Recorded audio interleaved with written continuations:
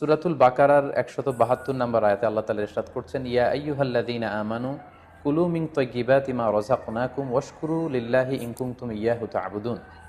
অর্থাৎ ওহে বিশ্বাসীরা, আমি তোমাদেরকে পবিত্র জিনিস থেকে যেটা রিজিক হিসেবে দান করেছি তোমরা সেটা খাও, অপবিত্র কোনো কিছু তোমরা খেও না। পাশাপাশি সূরাতুল আরাফের ১৫৭ নম্বর আয়াতে আল্লাহ তাআলা ইরশাদ করছেন, ওয়া ইউহিল্লু লাহুমুত তাইয়্যিবাতি ওয়া ইউহাররিমু আলাইহিমুল খাবাইস। অর্থাৎ তিনি তোমাদের জন্য তৈয়িবাত বা পবিত্র খাবারগুলোকে তিনি হালাল করেছেন, আর অপবিত্র যত খাবার আছে এগুলো তিনি তোমাদের জন্য হারাম করেছেন।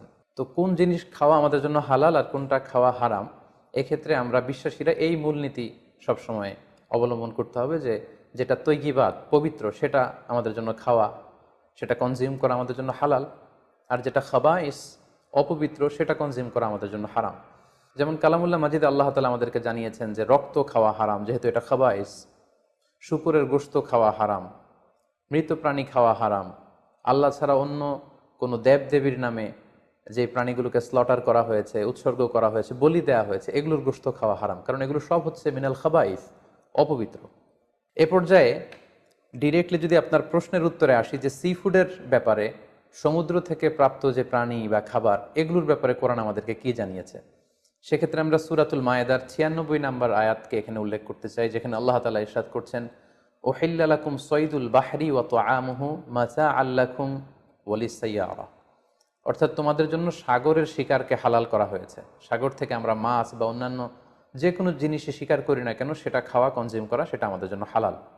পাশাপাশি সাগরে মৃত যা পাওয়া যায় এটাও আমাদের জন্য হালাল।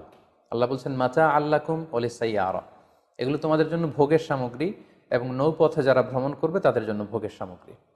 রাইসুল মুফাসসিরিন আব্দুল্লাহ ইবনে আব্বাস রাদিয়াল্লাহু তাআলা আনহু এই আয়াতের তাফসীরে সয়দুর বাহার বলতে তিনি বুঝিয়েছেন জীবিত।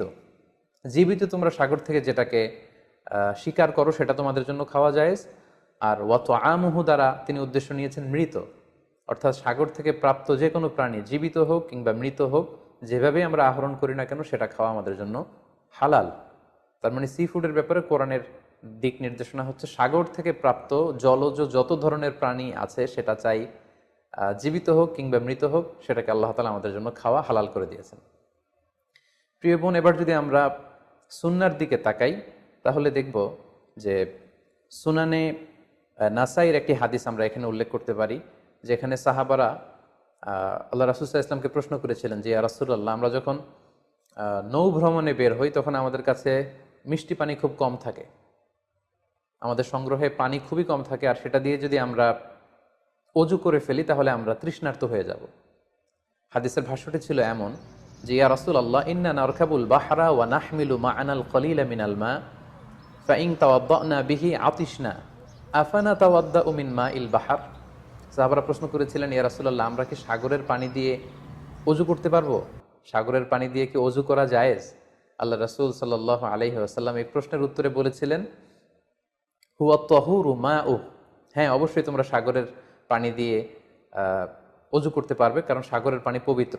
যদিও আমরা জানি যে সাগরের পানি লবণাক্ত, কিন্তু সাগরের